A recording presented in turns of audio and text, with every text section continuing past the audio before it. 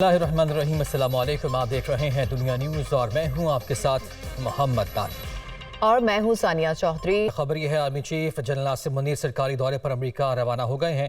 بطور army chief general Asif Munir کا یہ پہلا دورہ ہے۔ ISPR کے مطابق پاک فوج کے سربراہ جنرل آصف منیر سرکاری دورے پر امریکہ روانہ ہوئے ہیں۔ جنرل آصف منیر کا بطور آرمی چیف امریکہ کا یہ پہلا دورہ ہوگا۔ اپنے دورے کے دوران آرمی چیف امریکہ کی اعلیٰ فوجی اور دیگر سرکاری حکام سے ملاقاتیں کریں گے۔ اسرائیل نے غزہ کو صفحہ ہستی سے مٹانے کی ٹھان لی ہے اور گزشتہ 24 گھنٹوں کے دوران اسرائیلی فوج کے غزہ کے متعدد شہروں پر حملے۔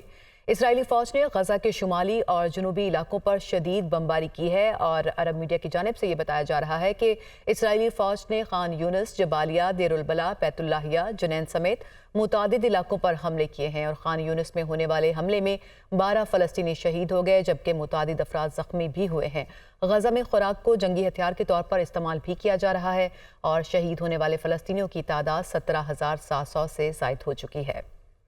امیر جماعت اسلامی کراچی حافظ نعیم الرحمان کہتے ہیں کہ غزہ میں اسرائیل کو شکست ہو چکی۔ حماس کو دہشت گرد کہنے والا امریکہ خود سب سے بڑا دہشت گرد ہے۔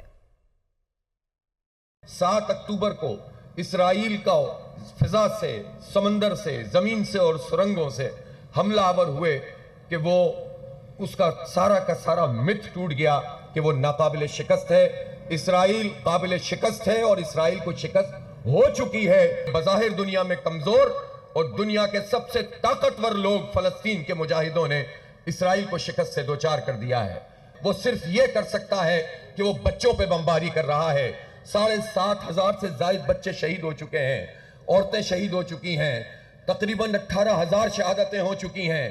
امریکہ تو خود ایک دہشت گرد ریاست ہے لیکن وہ کہتا ہے کہ حماس دہشت گرد ہے۔ امریکہ کو کیا اختیار ہے کہ وہ کسی کو دہشت گرد قرار دے؟ چیئرمین پیپلز پارٹی بلاول بھٹو زرداری کہتے ہیں کہ ایک شخص جیل سے نکلنے کے لیے جبکہ دوسرا بچنے کے لیے الیکشن لڑ رہا ہے۔ ہم عوام کے مسائل حل کرنے کے لیے الیکشن لڑ رہے ہیں۔ جو الیکشن میں حصہ لے رہے ہیں وہ اپنی ذاتی مسئلے کا حل نکالنے کے لیے یہ الیکشن لڑ رہے ہیں۔ اگر میں یہ الیکشن لڑ رہا ہوں تو آپ کا مسائل کا حل نکالنے کے لیے لڑ رہا ہوں۔ کوئی اگر الیکشن لڑ رہا ہے تو وہ اس لیے کہ وہ جیل سے نکل جائے اور جو دوسرا الیکشن لڑ رہا ہے تو وہ اس لیے کہ وہ جیل سے بچ جائے۔ ہمارا تو مقابلہ ان سیاستدانوں سے نہیں، ہمارا مقابلہ بے روزگاری، غربت اور مہنگائی سے ہے۔ میرا پارٹی تین نسلوں سے یہ جدوجہد لڑتا آ رہا ہے۔ پاکستان پیپلز پارٹی وہ واحد جماعت ہے جو اشرافیہ کو نہیں، پاکستان کے عوام کا نمائندگی کرتا ہے۔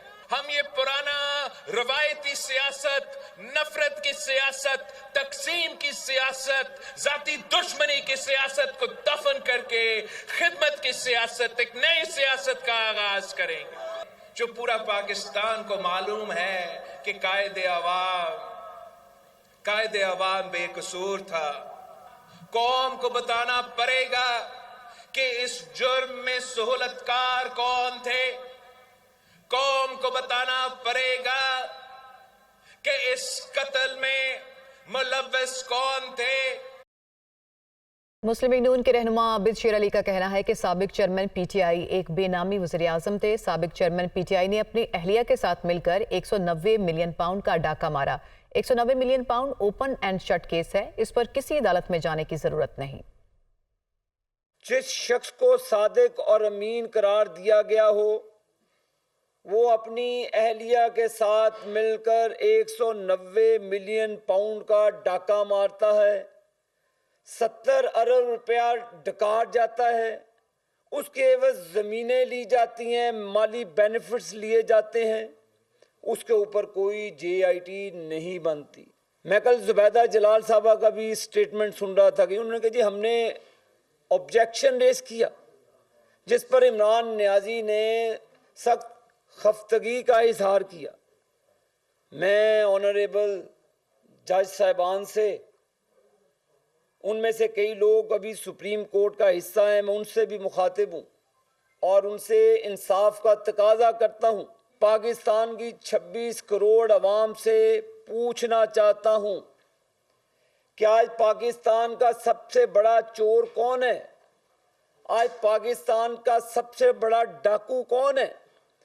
وہ جو نوجوانوں کو ورگلاتا تھا.